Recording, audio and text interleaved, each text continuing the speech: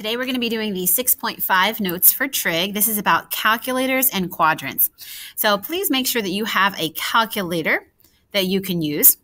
I'm going to be using the one on my Chromebook down here at the bottom. If you don't have that, you can go back into your It's Learning. And right at the beginning under your resources, you'll be able to find a link for that download. So for our calculator, we're going to use our calculator anytime we see the word approximate, or if they specifically tell us use a calculator. Anytime you see the word approximate or calculator, you're going to pull out your calculator. So these are going to be useful for anything that's not on the unit circle. So 22 degrees is not on the unit circle, so we're going to have to do it in our calculator. Notice they give us the word approximate and the word calculator. So the question for this part is the mode. What mode should I be in? So there are two modes. There is a degree mode, and then there is a radian mode. And the degree mode is used anytime you see a degree, and the radian is used anytime you see a pi value. So it's important that you switch back and forth between the two modes. Let me show you how to do that on your calculator. So if you go up here to this button mode, click that, and you'll see the fourth line down. Right here, you've got radian and you've got degree. Okay.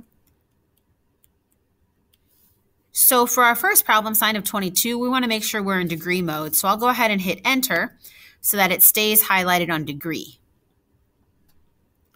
Then you can clear out of that and you can type in the sine of 22. Sine of 22. You don't need to type the degree because you're already in degree mode. And hit enter. So we'll round that to 2 decimal places. We'll call that 0.37. So 0.37, and you are in degree mode.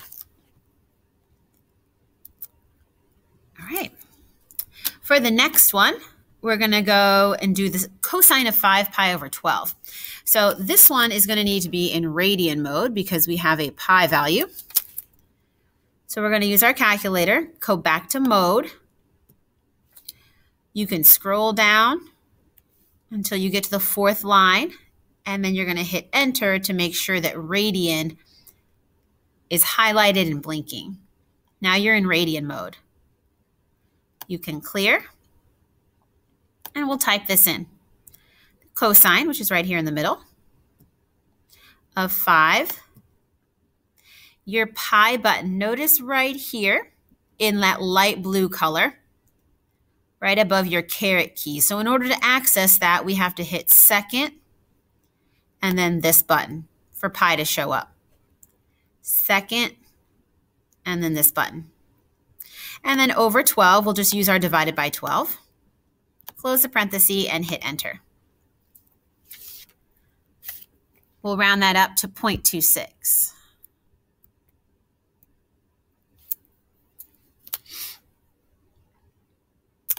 All right, example number 3, we have the tangent of negative 58 degrees. So we're going to go back to degree mode. Mode. Scroll down to the fourth line. Make sure you scroll over and hit enter. Make sure degree is highlighted and flashing. And then exit. Tangent button right here in the middle. Of negative, make sure you hit the negative button, not the minus button. Hit the negative button of 58 degrees and hit enter. We'll round that to negative 1.6 or 1.60 if you prefer.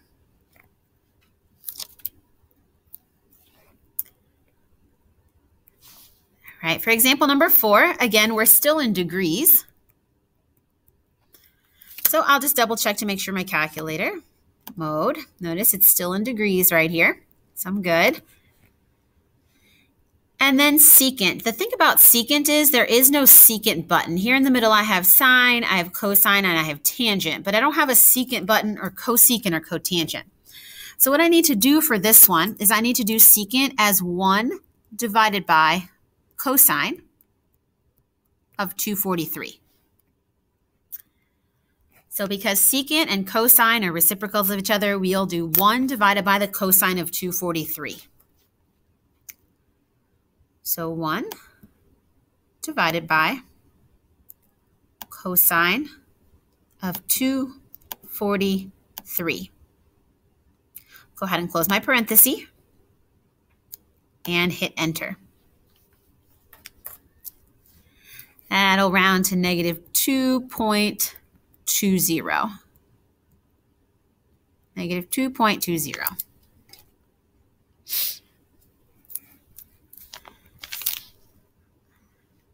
Example 5 and 6. So cosecant. Again, I don't have a cosecant button.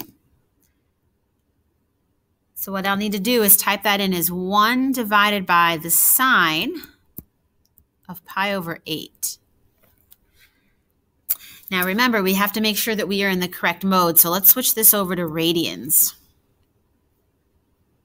Sorry. In your calculator, hit mode. Scroll down. You want radians to be highlighted. And then you can clear.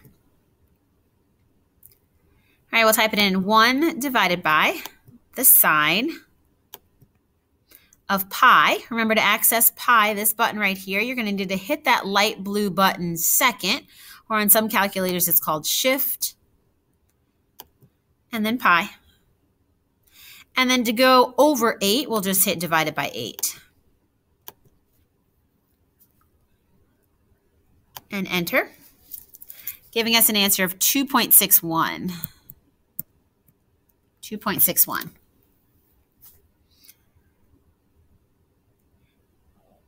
And example 6, we are still in radians. Double check to make sure that we're in the right mode here. Click mode. And right here you can see that this is radians, not degrees. All right, for cotangent, you'll have to do 1 divided by the tangent of 8 pi over 7.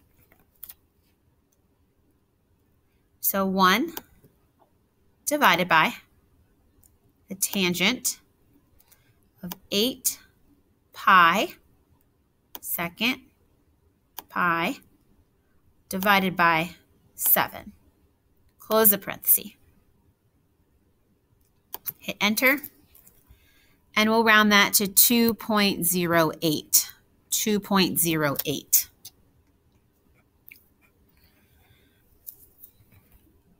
All right. So that's it for the calculator. Let's talk about now our quadrants. So we've already done a little bit of this when we're drawing our triangles. But what we're going to do is just make a nice little chart that we can use to help us very quickly figure out which quadrant things are in.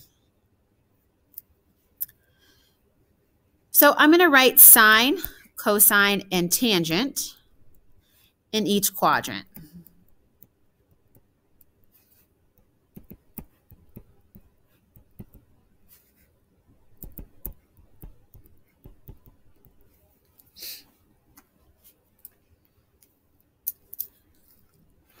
All right. And then I'm just going to think about whether things are positive or negative. So I'm going to work with sine first. Sine is y.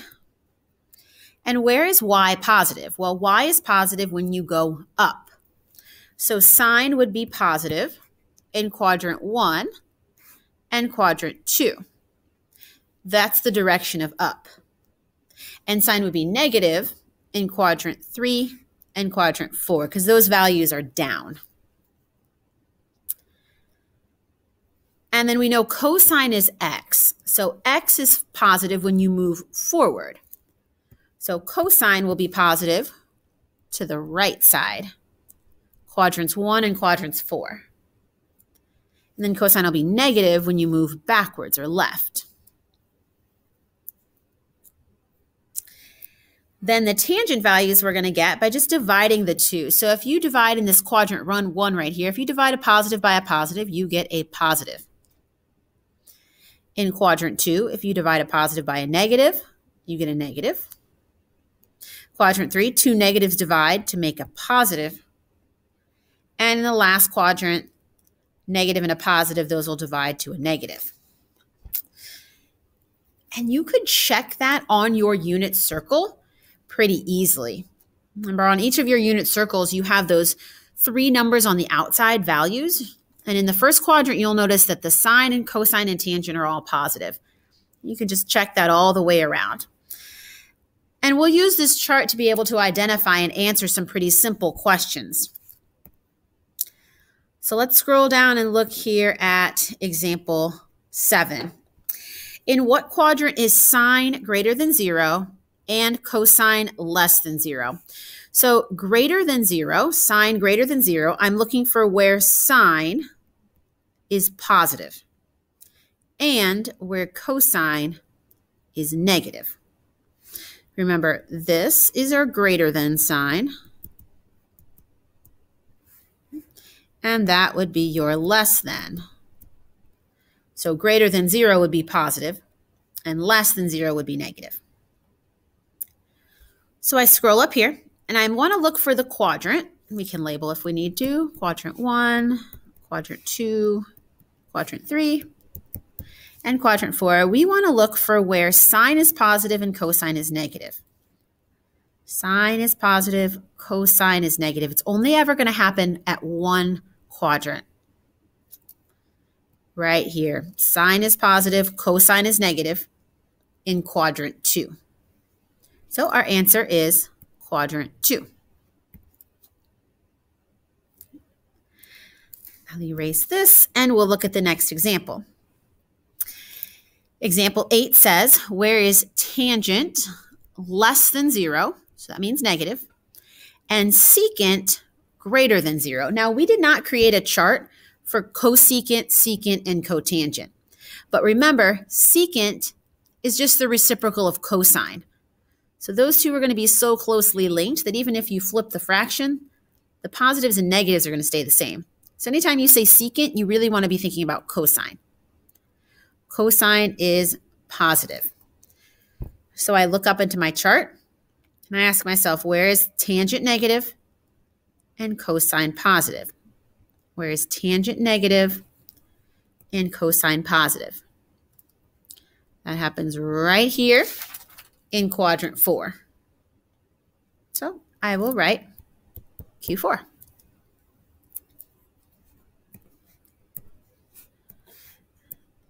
All right, example number 9 and 10. Cosecant is going to follow the same thing as sine. So sine is positive, greater than 0. Cotangent will work the same way that tangent does, greater than 0, positive. So I'm looking for where sine is positive and tangent's positive. Sine positive and tangent positive. That happens in quadrant 1.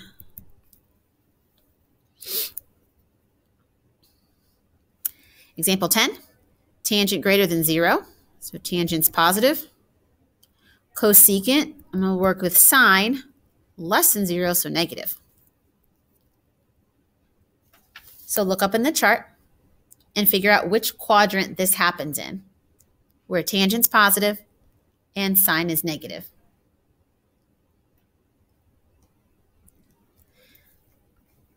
That should be happening in quadrant 3. Quadrant 3. All right, take a second and try 11 and 12, please. Give it a shot. Make sure you understand how to use that chart, how to use that little graph.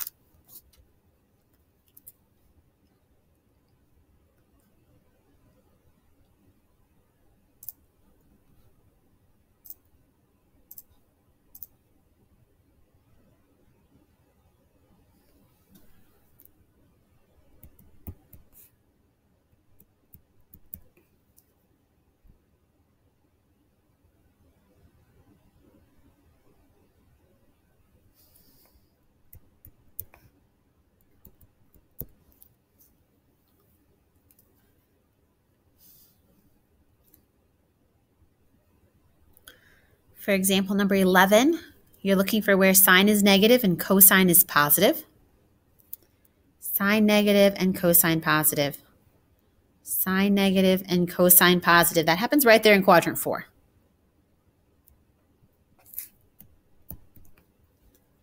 And example number 12, where it's cosine negative and tangent negative. That would happen in quadrant 2.